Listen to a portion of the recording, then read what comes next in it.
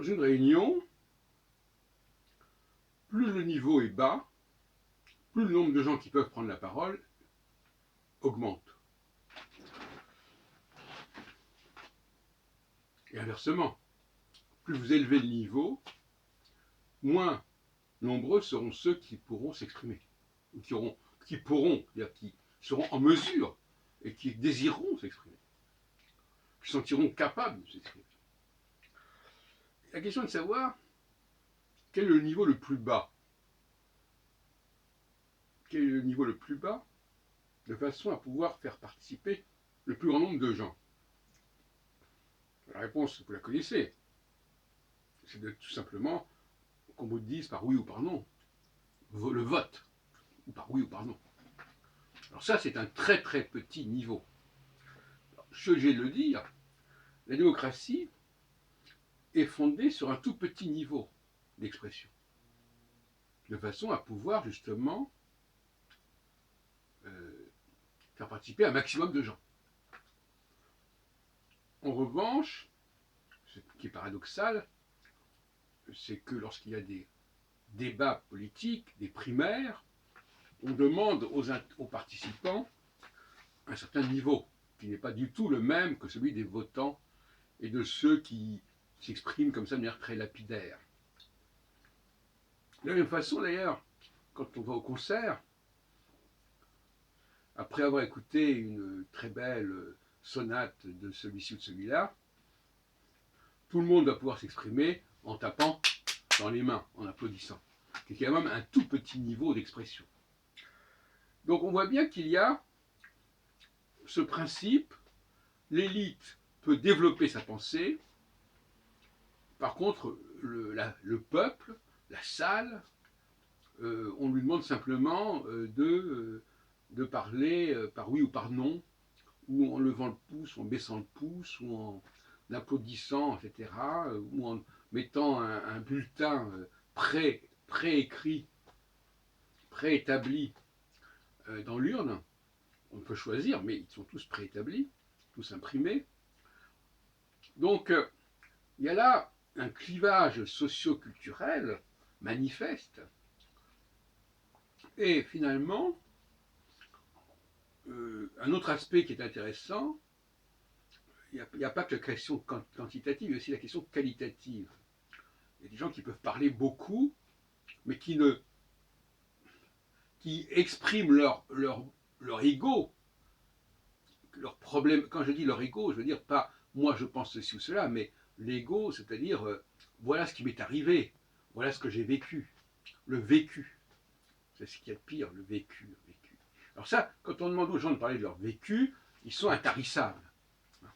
Quand on leur demande de prendre un peu plus de champ théorique, alors là c'est beaucoup plus compliqué. D'ailleurs, quand nous avions créé en 1978 le CERIJ, le Cercle d'études et de recherche sur l'identité juive, il y avait très rapidement deux groupes qui s'étaient constitués, le groupe vécu et le groupe théorique. Et ça correspond à des niveaux d'expression très très différents. Le groupe vécu étant celui du témoignage, du souvenir, du factuel, et le groupe théorique étant celui de l'analyse, de la réflexion, de la synthèse.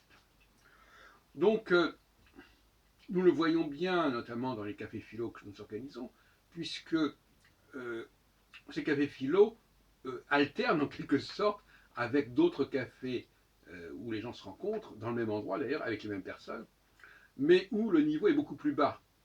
Et là, chacun va raconter sa petite histoire, ses petits souvenirs, etc. Donc c'est très bas. C'est pas aussi bas que le vote, évidemment, mais c'est quand même très bas. Et le même groupe, parfois on le monte, on le fait monter, on le tire vers le haut. Et là, effectivement, c'est autre chose. Et entre parenthèses, ce qui est intéressant, j'ai souvent remarqué, c'est que plus le niveau est bas, plus les femmes peuvent s'exprimer, et plus le niveau est bas et haut, et moins elles s'expriment. C'est une règle absolue. Vous pouvez faire l'expérience comme vous voulez. Vous me direz, mais qu'est-ce que c'est que qu'est-ce que vous entendez par niveau haut, niveau bas? Bon, je crois que tout le monde comprend à peu près ce que ça veut dire. Bon. Le niveau haut, c'est quand la personne peut argumenter, peut exprimer sa pensée, et pas seulement avec des adjectifs. Vous savez que j'ai condamné récemment les adjectifs. dire c'est bien, c'est pas bien, c'est nul, c'est la connerie, enfin, toujours de qualificatifs comme ça c'est effectivement le très bas niveau. Hein.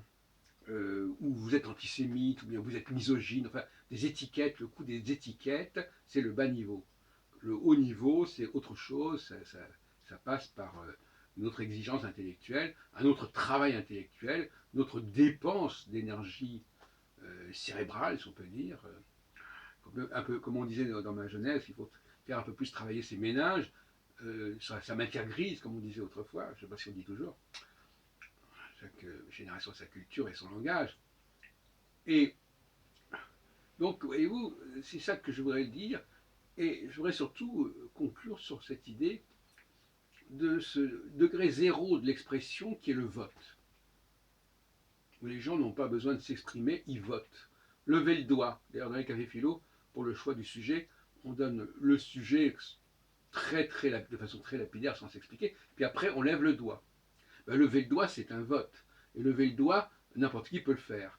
Donc effectivement, quand vous voulez faire participer tout le monde à quelque chose, vous réduisez le mode d'expression au minimum, soit par applaudissement, soit en levant le doigt, soit en mettant un bulletin dans l'urne, et là, tout le monde va participer. Donc il y a une sorte de situation un peu paradoxale, ou en tout cas étrange, où plus les gens participent, plus le niveau est bas, moins les gens participent, plus le niveau est haut. Qualitativement et quantitativement.